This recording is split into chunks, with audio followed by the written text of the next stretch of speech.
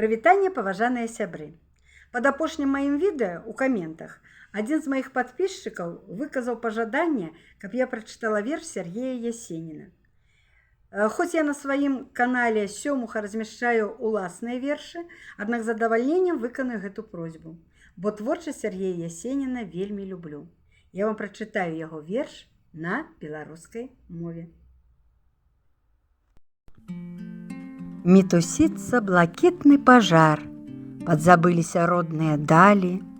Першы раз пра каханне, на жаль, заспяваў, як зарокся скандаліць. Быў я ўвесь як запушчаны сад, на жанчын і напоі быў ласы. Разлюбілася крочыць назад, піць з жыццём праз люстэрка сам-насам. Мне бы толькі глядзець на цябе, у вачэй златакарую бездань, быць у шчасці з табой і ў журбе, каб да іншага ты не пабегла. Рухі плыўныя, лёгкі твой стан, ты бы ведала сэрцам упартым, як умее кахаць хуліган з непадкупным якім азартам.